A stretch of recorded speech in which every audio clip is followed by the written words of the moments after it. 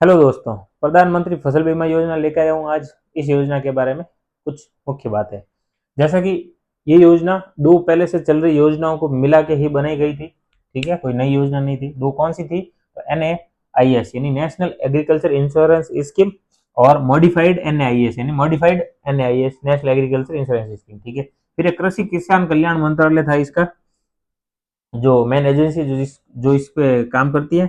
Plus इसमें क्या coverage, नुकसान कौन कौन सा कवर किया जाता था, इसमें सारा नुकसान कवर किया जाता, बुआई से लगाकर कटाई के बाद तक।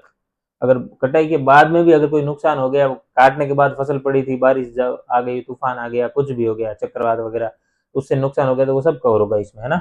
तो ध्यान रखना, सिर्फ कटाई तक नहीं है, कटाई के पश्चात के नुकसान है वो भी है ना। ये पर शर्त है कि उसको रोका ना जा सके, ऐसा नुकसान होना चाहिए। अगर रोके जा सकने वाले नुकसान है तो वो कवर नहीं होंगे, ये बस। ठीक है। फिर उद्देश्य, एम क्या था?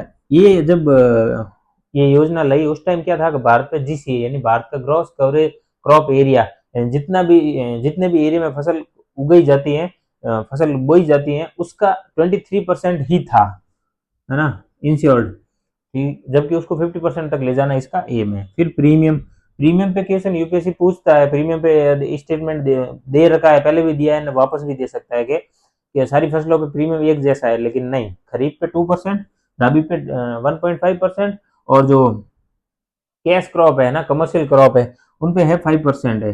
ये ध्यान रखना। फिर है बैलेंस प्रीमियम, ये 2%, 1.5 और 5%। इसके ये तो कम कम ही हुआ, इंश्योरेंस का कुछ हिस्सा है, लेकिन बाकी जो बच गया इंश्योरेंस प्रीमियम, ठीक है, वो कौन पे करेगा? तो वो करेगा सेंट्रल गवर्नमेंट और स्टेट गवर्नमेंट 50-50%। ठीक है।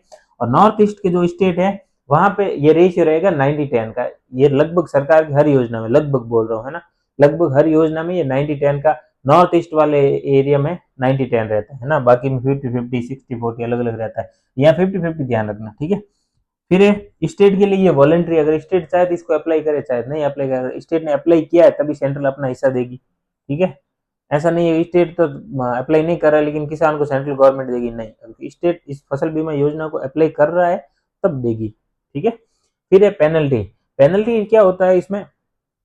अगर क्लेम का सब फॉर्मेलिटी हो गई और किसान को क्लेम मिलने में देरी हो गई, है ना, वो फॉर्मेलिटी वगैरह होने के 10 दिन है, 10 दिन या ऐसा कुछ क्लॉज है ना, तो 10 दिन से ऊपर अगर उनको देरी हो गई तो फिर उनको क्या 12% पर एनम से इंटरेस्ट पे करना पड़ेगा पेनल्टी के रूप में। ठीक है। और ये 12% गवर्नमेंट पे भी अप्लाई होता है। जैसे कि स्टेट गवर्नमेंट है, ये सेंट्रल गवर्नमेंट अपना हिस्सा प्रीमियम का नहीं दिया कंपनी को, कोई भी प्राइवेट कंपनी करती है अगर इंश्योरेंस, अगर उनको प्रीमियम का टाइम पे नहीं दिया तो फिर भी उन पे भी 12%